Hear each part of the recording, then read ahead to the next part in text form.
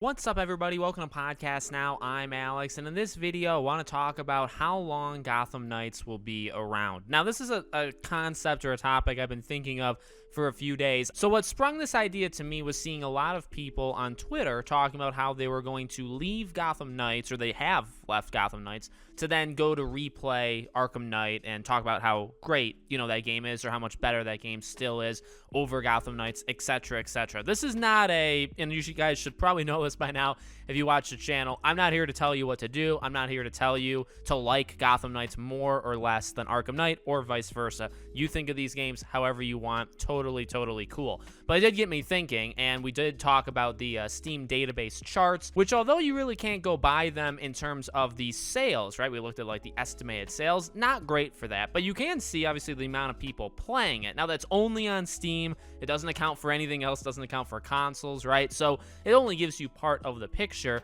but the staying power of Gotham Knights, how long, do I think it'll last? Well, let me tell you from my own personal experience. I'll clue you into kind of where I'm at. I haven't played the game in quite a few days. Now, part of that is because my wife is on a Disney Dreamlight Valley kick. She's been playing that game. I don't even want to know how many hours she's played that game over the last 2 weeks. So it has been hard, I'd say, over the last 5 or so days to jump on Gotham Knights. But I did fully beat it, and then I went back to New Game Plus. I'm almost done, and I got up to level 40. And so now really looking at just like the best mods and the best suits. That's kind of where I'm at.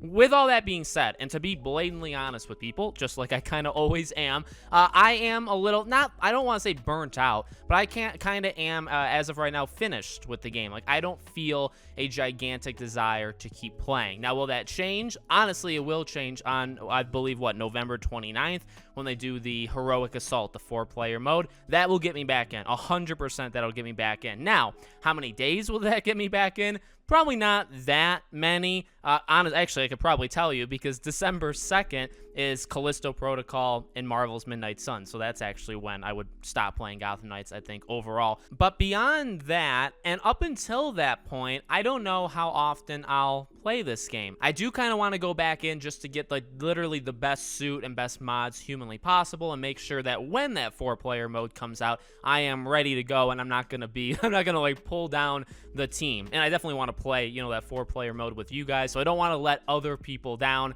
so I'm going to try to level up as much as possible. And that's kind of where I'm at. I'm kind of done with it beyond that. And here's the thing. You kind of can take that or leave it, right? This game, as a single player, well, it's got multiplayer elements, but as like a single player, a story-based game, you play it, you beat it, and I mean, it's in my nature as a human being, how I normally act with games. I'm done. I've talked about this actually before on different live streams and stuff. Controversial take, I guess. When I beat a game, I tend to just stop. And I'm talking about, I guess, in this case, open world. And there's a reason why I try to do all the side missions, all of the optional things before I beat the main mission. Because once I beat the final mission of that main mission quest line, I feel done with the game. There's just a part of me where it's like the game ended there, and I don't really need to, nor really want to, go back into the world and keep going. I've also talked about how like the crimes in this game have gotten quite boring for me. I don't really see the need to keep doing it. So beyond like getting the momentum abilities and again getting like the best suits, there's not much more for me in this game. Now, in some ways that's totally fine.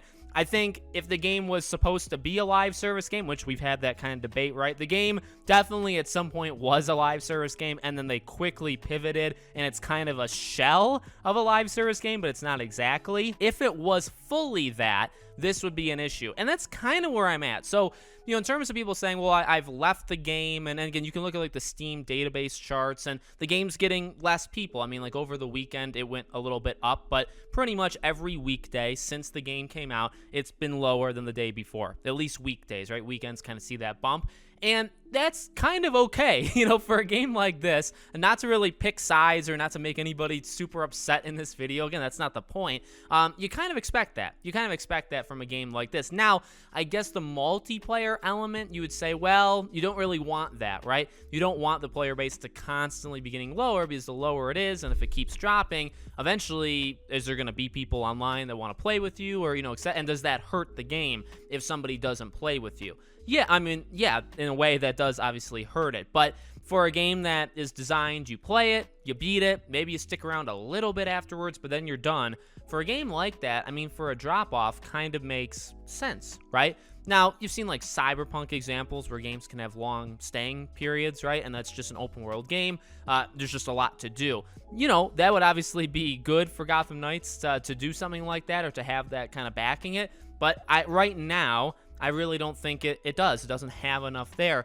Now, what would, again, bring people back? We've talked about it. The 4-player mode, I do think, is going to be something that gets a lot of people back into this game. And then also DLCs. I think DLCs for this game can do this game a lot of good. Now, the question is, will they do DLCs? And we've talked about that. I think they will, personally. I don't think they have a lot of time to mess with them. And by that, I mean, I don't think you can wait like a year to drop like a 2-villain pack thing. I think you need to go like right now, because I think once Suicide Squad comes out, it's going to be some rough sailing. And really, I mean, we'll see. Because, like, when God of War releases, and I think you guys will see this today, I'm recording it, so Monday, November 7th, once God of War comes out, does the numbers severely drop? Now, again, you can only see it on Steam. You know, what's it like on PlayStation, on Xbox? But again, God of War comes out. Well, a lot of PlayStation people, I think, are going to get God of War, right? So you can imagine the numbers are going to drop. And again, I'm not saying that's a good thing or a bad thing. Although for a game like this, where it's kind of a shell of a live service game, you probably would lean towards, yeah, you want people to stick around. But at the end of the day, if they're not going to support this game like a live service game, right, like down the line constant updates, which I doubt, I really doubt they're going to do that, then you don't need it to last. And that's the thing I think people kind of need to not like understand, but just, I would say, remember. Just remember that if this game is not intended to be a live service game, and although it's got a lot of the elements of it, I just don't think it's going to be supported like that going forward. It's not a game that, I mean, I guess like letting it off the hook for the game dying and potentially 2 to 4 weeks after the game comes out, in a way. But I mean, a lot of games do that. A lot of games come out, if it's single player or, again, multiplayer, but there's not live service elements to it. They come out and they do their thing, and then they go away. I mean, there's really not much more to say about it. And then, of course, there's the argument. I do want to do this. I'll let you guys in on this, but I can't talk about it right now. I do want to play Arkham Knight, because I do think there's something, like, there could be something interesting to that idea that, does Arkham Knight still hold up? Is Arkham Knight better than, and that's so controversial to even say, is one game better than the other? But I do want to play Arkham Knight again, and hopefully around Christmas time, so maybe another month or so, I'll do a video where we'll talk about Gotham Knights compared to Arkham Knight. I think that'd be a lot of fun. As for the people leaving Gotham Knights to go to Arkham Knight, I haven't really seen the numbers to suggest that's true. Arkham Knights actually had a pretty steady player base that's lower than Gotham Knights, but it's had a very steady player base for a long, long time. And then in terms of how much longer this game has, again, I don't think it's got long. I think, honestly, in the next couple days, you could argue it's already, for most people, kind of off the grid. I think over the next couple days, not just God of War, I know I keep saying that, but then you have like Pokemon, you have The Devil in Me, you have Evil West, and then you get into December with Callisto Protocol, Midnight Suns, Crisis Core. Yes, now here's a couple things, right? The 4-player mode will help. The Black Friday, I guess, period will probably help, but that'll be reflected around Christmas time. So I would say around Christmas, you'll see a spike for Gotham Knights. But then after that, I mean, January into February, lots of games there. This game does not have enormous staying power unless they have a huge roadmap for DLC, which, again, I really kind of doubt. And finally, again, I don't think this game was designed to last super. So, I mean, you can, if you want to say in the comments that this game is a failure because it can't last more than a few months, that's totally fine. I would slightly argue that it doesn't really matter if it dies off because it's not really designed to last a long time. But you could also argue, like, well, good games always have people playing them. I don't know if that's actually true, though, based off different charts. I mean, good games are good games, but I don't know if people are nonstop playing them. So, kind of controversial topic altogether. Let me know in the comments, guys, what you think. Make sure you guys are subscribed, bell icon turned on so you know when all these videos go up. And I hope to see you all on the next one.